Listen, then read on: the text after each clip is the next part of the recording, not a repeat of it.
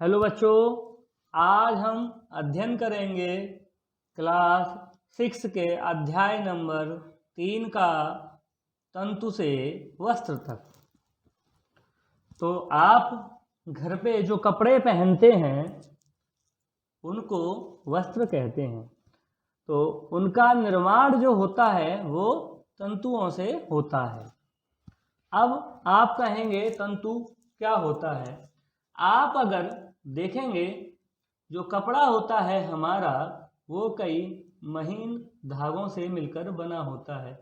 या कभी आपने घर पे कोई कपड़ा सिला हो तो उसको सिलने का जो धागा होता है उसको आप देखेंगे कि वो कई महीन टुकड़ों में होता है। उसमें से कई महीन महीन धागे से निकले रहते हैं। तो उनको एक साथ करने के बाद हम एक मोटा सा धागा बना लेते हैं। ज़्यादा मोटा नहीं होता, वो भी पतला ही होता है, और उसमें सुई में पिरो के उससे कपड़े सिलते हैं। तो उसी धागे को आप देखेंगे तो कभी कभार ऐसा होता है कि वो सुई से जब आप पिरोते हैं तो उसमें से पार नहीं हो पाता। तो देखा होगा कि वो बहुत सारे पार्टों में, टुकड़ों में बट जाता है। उसके बहुत सारे ऐसे करके छोटे छोटे छोटे छोटे टुकड़े हो जाते हैं जहाँ से आप उसको पिरोना चाहते हैं। तो ये जो छोटे छोटे टुकड़े हैं इनको ही तंतु कहते हैं। इन्हें ही हम क्या कहते हैं? तंतु कहते हैं। इन तंतुओं से एक धागा बनाया जाता है और उन धागों की सहायता से हम वस्त्र का निर्माण करते हैं। तो जो तंतु होते हैं वो कई प्रकार के होते हैं। तो इस पाठ में जो हम अध्ययन करेंगे वो प्राकृतिक तंतुओं का करेंगे। अब प्राकृतिक तंतु क्या होते हैं उनकी बात करते हैं। प्राकृतिक तंतु की तो प्राकृतिक तंतु होते हैं आपके जो हमें जानवरों या जंतुओं और पेड़ पौधों से, पादपों से प्राप्त होते हैं।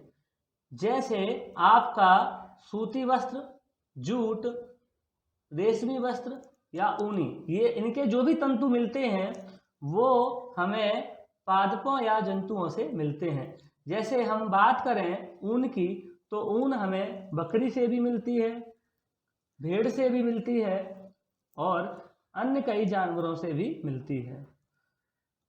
तो जो भी तंतु हमें पादपों या जंतुओं से प्राप्त होते हैं उन्हें हम प्राकृतिक तंतु कहते हैं। दूसरे होते हैं आपके संश्लिष्ट तंतु। संश्लिष्ट तंतु क्या होते हैं कि जिनका निर्माण रासायनिक पदार्थों के माध्यम से किया जाता है। इनका स्रोत जो होता है, इनके निर्माण का जो स्रोत होता है वो पादप या जंतु नहीं होते, रासायनिक पदार्थ होते हैं। इन्हें संश्लिष्ट तंतु कहते हैं। जैसे एक्रिलिक, पॉलिएस्टर और नायलॉन, ये सभी क्या हैं? आपके संश्लिष्ट तंतु हैं। पॉलिएस्टर हुआ, नायलॉन हुआ या एक्रिलिक हुआ। आगे हम बात करेंगे, अब पढ़ेंगे जो प्राकृतिक तंतु बनते हैं। देखें जैसे यहाँ पे एक चित्र भी दे रखा है, एक तागे का या धागे का एक चित्र दे रखा है कि ये देखें कई बहुत सारे पतले पतले टुकड़ों में बट गया है। तो यही क्या है? तंतु हैं। यही क्या है? तंतु। अब हम बात करेंगे कुछ पादप तंतु जैसे रुई की। तो रुई की जो खेती की जाती है तो इसके जो फल होते हैं, जो पादप फल होते हैं वो नींबू के आकार के होते हैं और ये पूर्णतः पकने पर इनसे कपास हमें प्राप्त होती है। जैसा कि आप चित्र में देख रहे हैं यह एकदम पूर्णतः तैयार फसल है और इनको किसान अपने हाथों से चुनने के बाद इन्हें ओटता है।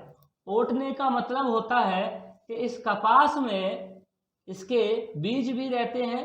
उन बीजों को अलग करने की प्रक्रिया ही कपास का ओटना कहलाती है। कपास से बीजों को कंकतन द्वारा पृथक किया जाता है। इस प्रक्रिया को ही कपास का ओटना कहते हैं।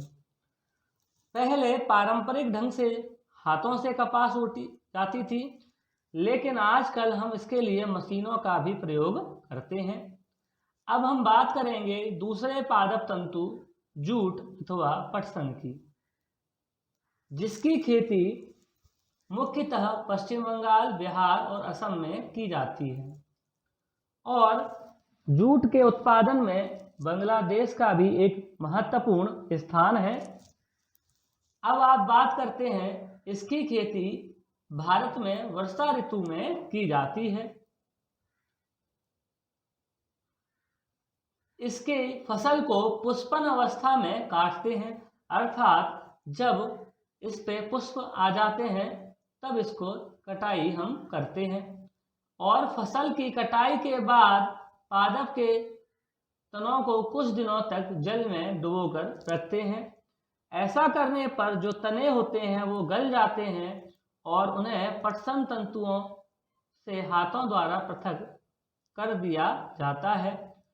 और वस्त्र बनाने से पहले इन तंतुओं से तागों का निर्माण किया जाता है, जिन्हें हम धागे भी कहते हैं।